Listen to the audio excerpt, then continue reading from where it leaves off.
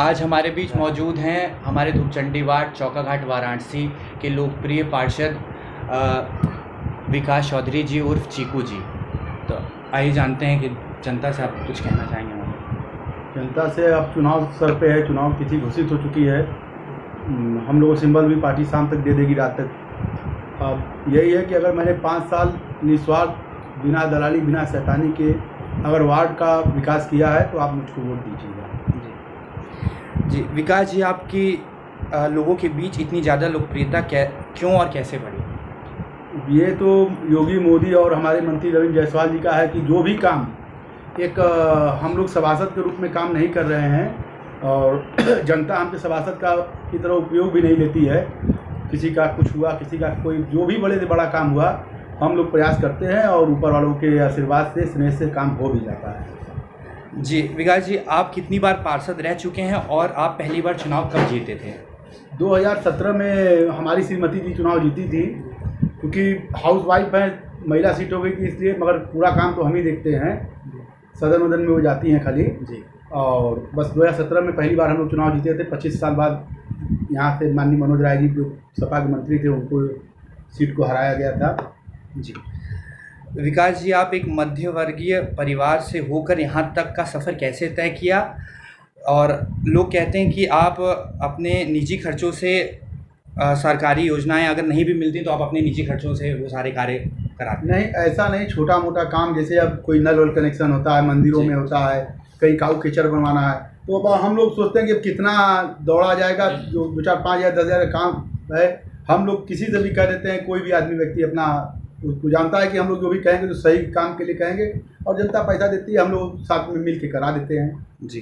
जी, आप, मेरा ये पूछना है कि आप मतलब आप लोगों के प्रति इतना सेवा भाव, प्रेम और निरंतर कार्य करने की जो ये प्रेरणा मिलती, कहाँ से मिलती, कैसे मिलती? भाई, अब हमारे जो प्रधानमंत्री जी हैं, मुख्यमंत्री जी हैं, ये लोग तो 20-20 घंटा काम कर रहे हैं। हम लोग तो 12-13 घंटा ही वाले हैं, तो अभी तो बहुत समय, बहुत काम करना है जी। आप अपने अभी तक के कार्यकाल में कौन कौन से ऐसे कार्य किए हैं जिससे लगता है कि जनता आपको दोबारा एक बार फिर से चुनेगी? अब ज़्यादा नहीं बोलेंगे भैया। देखिए, 2017 में जब हम लोग चुनाव जीते थे, उसके बाद अभी माननीय मंत्री जी जो रविंद्र जायसवाल के चुनाव हुआ, तो मैंने अपना दिया था जनता के बायोडाटा। मैंने 5 साल में क्या काम किया, इसके इतने काम के बावजूद एक सभासद की निधि 20 लाख रुपया होती है, शायद आपको जानकारी होगी, साल भर की। और 3 साल कोरोना काल में चले गए तो मात्र 40 लाख रुपया बचता है विकास निधि का।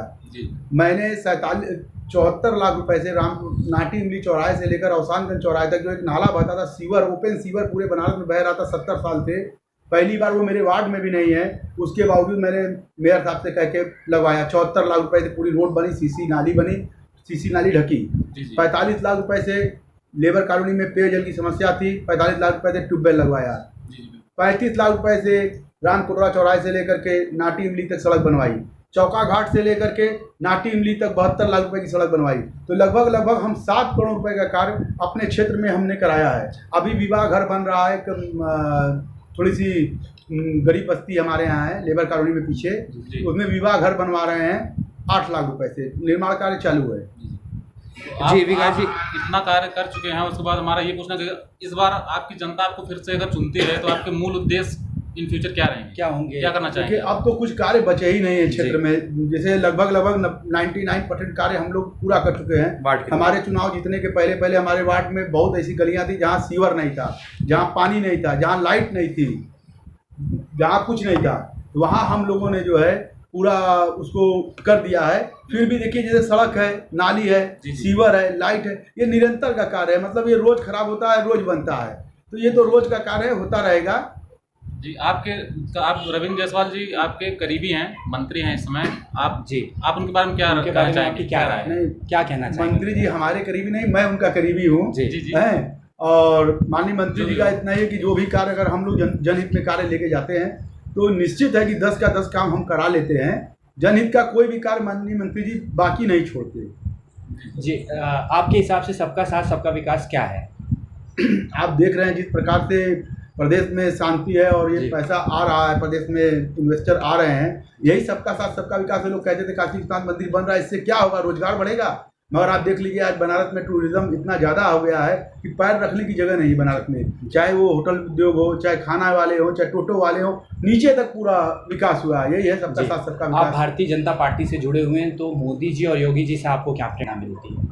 बता दो दिए भैया कि हम लोग तो अब उनके बारे में बोलना मतलब सूरज को दिया दिखाना बराबर है।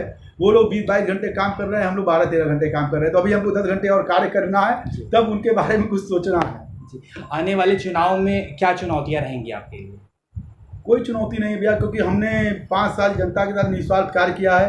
5 साल में कोई भी एक व्यक्ति नहीं, पूरे वार्ड में आप घूम के देख लीजिए, कोई व्यक्ति कह दे कि मुझसे 10 पैसा विकास चौधरी लिए हैं तो मैं चुनाव नहीं लड़ूंगा। जी, तो अपने वार्ड के लोगों के लिए और कुछ 2 शब्द कह दीजिए। सबसे यही है कि भैया अगर मैंने 5 साल निःशुल्क निस्वार्थ अगर आपकी सेवा की है, तो आप लोग कमल के फूल को बटन दबाकर मेयर प्रत्याशी को भी और मुझको भी विजयी बनाएं। सादर चरण स्पर्श।